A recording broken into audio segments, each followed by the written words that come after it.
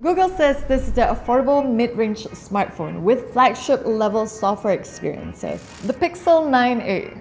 So, what does Google get right that other phones don't? And is it enough to justify the price?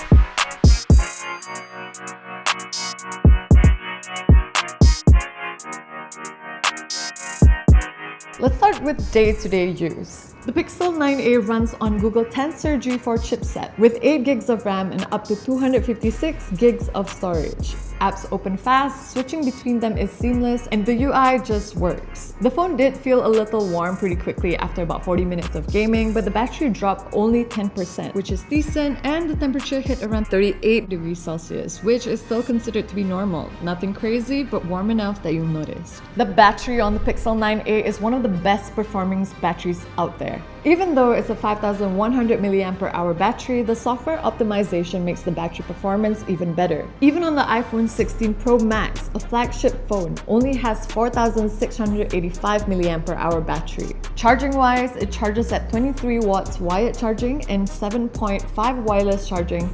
Not class-leading speeds, but again feels intentional. Google seems to be aiming for battery longevity over flashy numbers. Here's where things get interesting. The camera, because honestly, it's almost excellent. It has 48 megapixel main, 13 megapixel ultra-wide, and 13 megapixel front camera. Colors are natural, that classic pixel look, and the depth of field effect in portraits looks smooth. Thanks to Google's AI, you'll notice the processing once it kicks in. There's also Best State, which fixes awkward faces in group shots, Magic Editor, which lets you move or resize subjects in your photos, and Add Me, great for taking turns in group photos without missing anyone. But it's not perfect.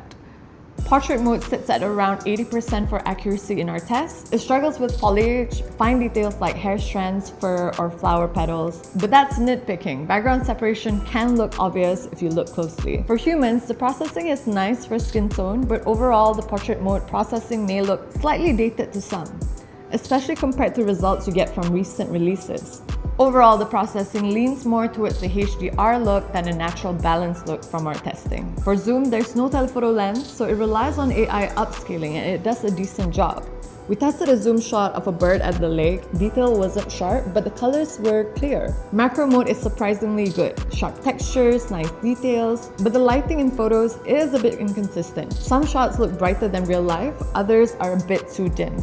And there's night mode, which had more noise than expected, and in some shots, normal mode looked better than night mode. There's a palm activation selfie timer, and we got it working 3 out of 5 times. Not super reliable, but not really a deal breaker. For the price, the photos are really good, but it's just not there yet. So this is where the Pixel 9a feels different.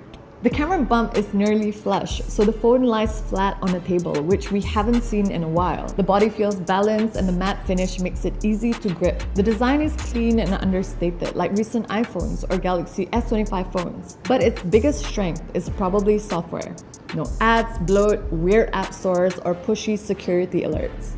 Just stock Android 15, fast and straightforward.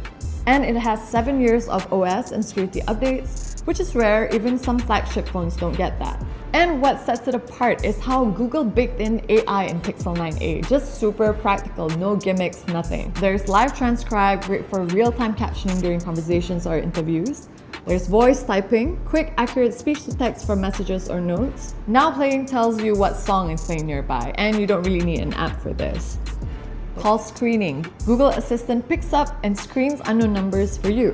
And there's spam filter, which automatically looks out for suspicious calls and texts. With all that in mind, is the Google Pixel 9a worth 2,699 ringgit?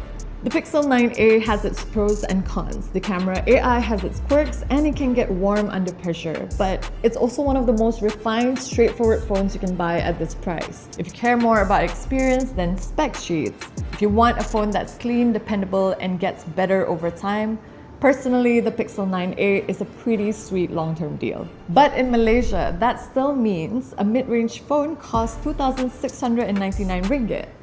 Is this worth the price? What would you expect from a mid-range phone? Is the Pixel 9a close enough? Let me know in the comments, and I'll see you guys in the next one.